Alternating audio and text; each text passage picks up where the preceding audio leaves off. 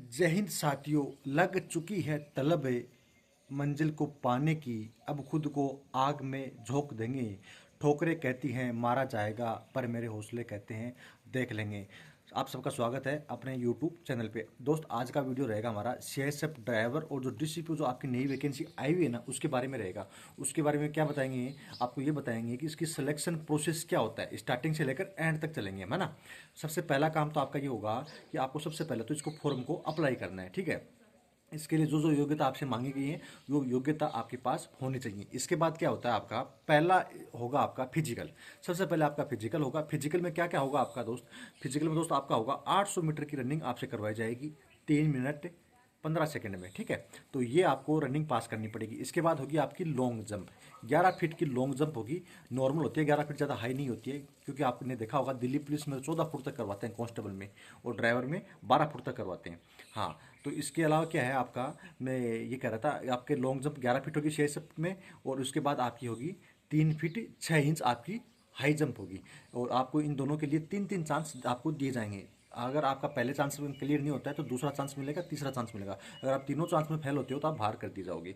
ये आपका होता है नॉर्मल सा फिजिकल होता है। और हाइट की बात करें तो 167 सेंटीमीटर आपकी हाइट होनी चाहिए, और आपका चेस्ट यानी कि जो सीना आपका है वो 80 से 85 हो आपका होना चाहिए। अगर ये आप कर लेते हो तो आप फिजिकल क्लियर कर लोगे।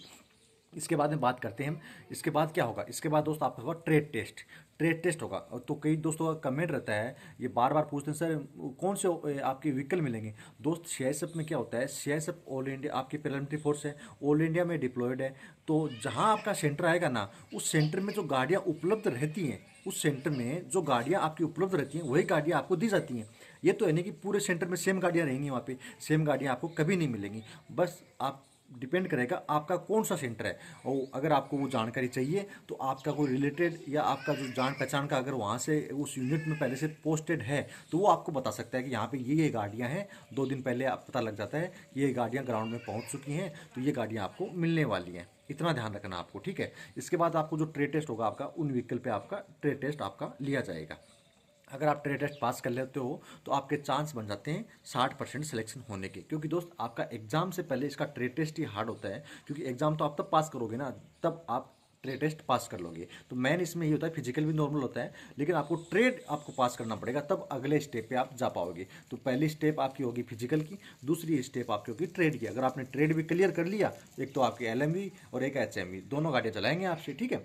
तो अगर आपने वो क्लियर कर लिया, उसके बाद आपकी आती है एग्जाम। एग्जाम का आपको सीधा सा पता है, आपकी जो एग्जाम होगी उसमें आपकी रीजनिंग आएगी, मैथ आएगी, जीके आएगा, और आपकी हिंदी आएगी। तो इतना हार्ड सिलेबस इसका है नहीं, क्योंकि आपको पता है रीजनिंग सबसे इजी स्कोरिंग ये होता है। रीजनिंग में आप अच्छा स्कोर कर सकते हो। तो 40 नंबर की आपकी रीजनिंग आएगी, ठीक है। 20 जो दे रखा है ना, वो एक अलग ही पार्ट है आपका। आपका क्या होगा, रीजनिंग आप वहाँ से क्लियर कर सकते हो, मैथ आप कर सकते हो, और उसके अलावा हिंदी भी आप कर सकते हो। आपको दिक्कत आएगी तो जीके में थोड़ी सी दिक्कत आपको आ सकती है, तो जीके आपको स्ट्रॉन्ग करना पड़ेगा, बार बार प्रैक्टिस करनी पड़ेगी। और जैसे आपका एग्जाम होगा, अगर आपका PDF में नाम है तो आपका फाइनल सिलेक्शन मान लीजिए।